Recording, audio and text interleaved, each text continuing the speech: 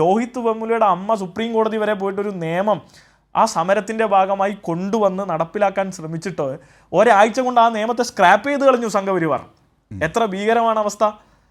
SC/ST OBC atrocity നിയമം ഉണ്ടെങ്കിൽ പോലും ക്യാമ്പസുകളിൽ അത് നടക്കരുത് എന്ന് പറഞ്ഞ് പ്രത്യേക ഒരു നിയമം നടപ്പിലാക്കണമെന്ന് സുപ്രീം കോടതി നേരിട്ടിടപെട്ടിട്ടൊരു നിയമം നമ്മൾ നടപ്പിലാക്കി. പക്ഷേ ആ നിയമത്തെ ഇതേ സംഘപരിവാർ സ്പോൺസർ ചെയ്ത സമരങ്ങൾ, സവർണ ബ്രാഹ്മണ്യം എന്ത് ചെയ്തു?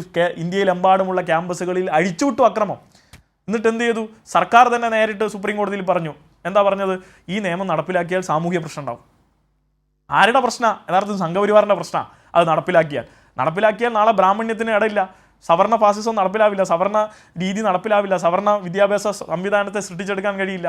ഫാത്തിമ ലത്തീഫിനെയും മറ്റുള്ളവരെയും രോഹിത് വെമുലയും ഒക്കെ നാളെ ക്യാമ്പസിലേക്ക് വരരുത് എന്ന് സൂചന കാണിച്ചാണ് അവരെ കൊലപ്പെടുത്തിയത്. ആ സൂചനയെ ഭയപ്പെട്ട് വിദ്യാർത്ഥികൾ പുറകിൽ പോകുന്നവരും നാളെ വീണ്ടും അവർ ഈ നിയമത്തിൻ്റെ പരിരക്ഷ മുന്നിൽ കണ്ട് മുന്നോട്ട് വന്നു കഴിഞ്ഞാൽ അവരുദ്ദേശിക്കുന്ന തരത്തിലേക്ക് ഇന്ത്യയുടെ പൊതുവിദ്യാഭ്യാസ ഉന്നത വിദ്യാഭ്യാസ മേഖലയെ മാറ്റാൻ കഴിയില്ല. എല്ലാം വിറ്റു തെളിച്ചുകൊണ്ടിരിക്കുകയാണല്ലോ. അപ്പോൾ ഏറ്റവും അവസാനം നമ്മൾ കാണേണ്ടത് റെഗുലേറ്റിംഗ് ബോഡി പോലും ഇല്ല. അപ്പോൾ UGC ഇല്ല, AICTE ഇല്ല.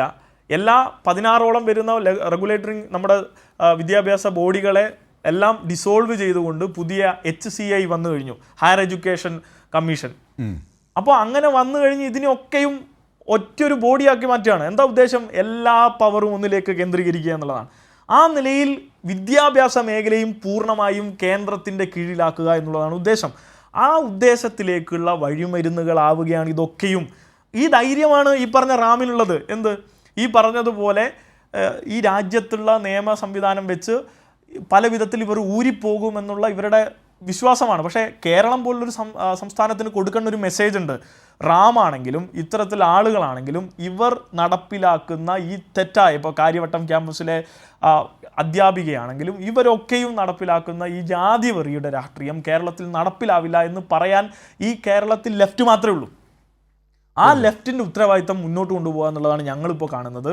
അതിശക്തമായി കേരളത്തിൻ്റെ പൊതുവിദ്യാഭ്യാസത്തിൽ, ഉന്നത വിദ്യാഭ്യാസത്തിൽ ഇതിനു വേണ്ടി ഇടപെടൽ നടത്തുക തന്നെ ചെയ്യും.